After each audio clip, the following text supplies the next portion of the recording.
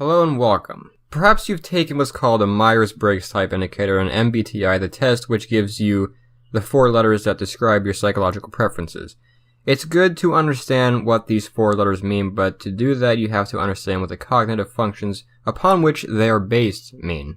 So what are the cognitive functions? Well, long story short, Carl Jung, a famous Swiss psychologist, speculated that we humans have 4 main psychological functions for how we see the world, and each of them has an extroverted and introverted type, and 4 of these are dominant in us even though we use all 8. Extroverted or introverted feeling, extroverted or introverted thinking, extroverted or introverted intuition, and extroverted or introverted sensing. So of your main 4 cognitive functions, you will have 2 which are extroverted and 2 which are introverted. But what do these even mean? Well, let's get into explaining that, starting with feeling. Introverted feeling, abbreviated FI. Introverted feelers tend to navigate the world with a strong system of values and a focus on what is right and wrong.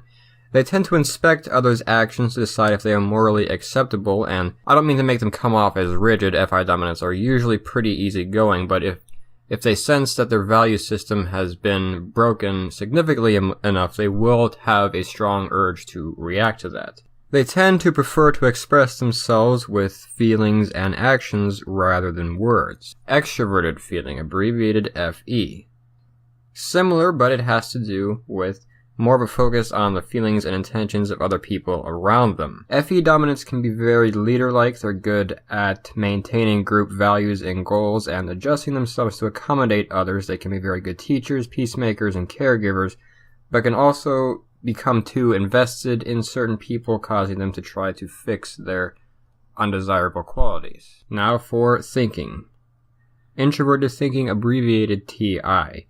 Introverted thinking has to do with organizing, analyzing, and evaluating things to fit it into the big picture or to understand the core of things. TI dominants tend to appreciate conciseness and objective reasoning as a part of their goal to understand the world around them. They often look for inconsistencies in arguments or actions, or flaws in systems or theories, and may mentally try to improve things to reach the best of all possibilities. Extroverted thinking, abbreviated TI.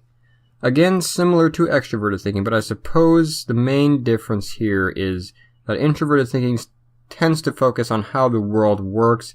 Extroverted thinking, you could say, is about a desire to make the world around them work. They're very good at organizing and efficiency, and when they decide to accomplish a goal, they're very good at finding ways to do it and generally will. They may come off as bossy, but in reality what they're doing is trying to organize the world into what they believe is necessary for the world to work. Now for intuition.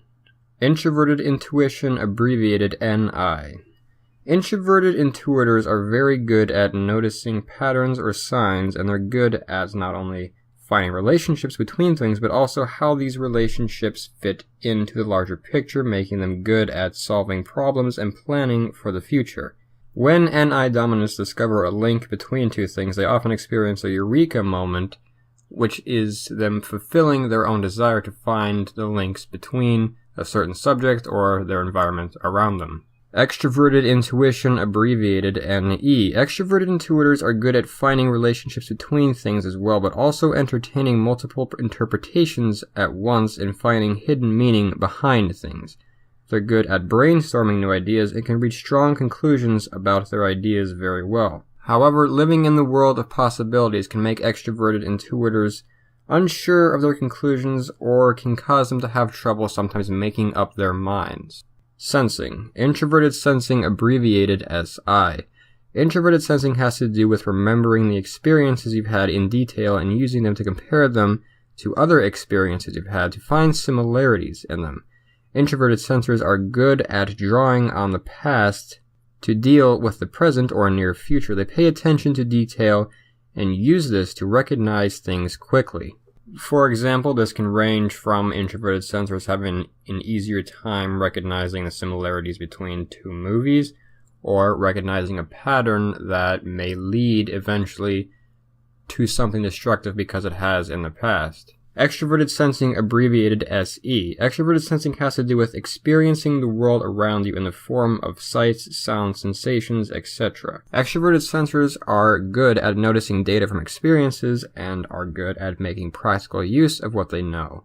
They also seek to understand the world around them and have a desire to participate in it, leading them to enjoy activities such as sports or outdoor activities. So those are the 8 cognitive functions. Yes, some of them may seem kind of similar, and again, it's not immediately obvious how they match up with your Myers-Briggs personality type.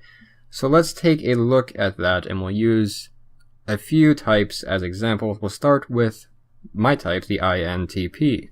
So as an INTP, and perhaps you have these 4 main cognitive functions. Our primary, or what's called a dominant, is introverted thinking, TI. Our secondary or auxiliary is extroverted intuition, NE. Our third or tertiary is introverted sensing, and our fourth or inferior function is extroverted feeling. So basically, INTPs lead with a desire to analyze, categorize, and evaluate their world, followed by NE, which is a desire to interpret relationships and make connections and draw possibilities, followed by introverted sensing, which has to do with drawing on past experiences to connect them to current events, followed by extroverted feeling, which is used in a concern for the emotions and desires of other people around them and for social harmony.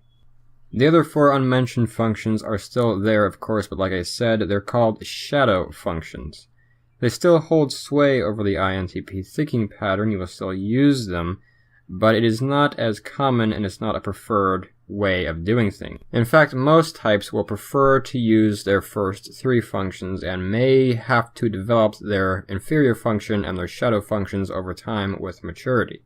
To take another type, the ESFP leads with extroverted sensing, which is experiencing the world around them, followed by introverted feeling, which is valuing and considering importance, followed by extroverted thinking, which is organizing their environment around them, followed by introverted intuiting, looking into the future, trying to bring things together and understand the effects of things. So I hope you have a better understanding of this now, and here are the 14 other types along with their cognitive functions. So I hope I've covered this subject in depth. In the future, I may do a video explaining the 16 Myers-Briggs types and their habits.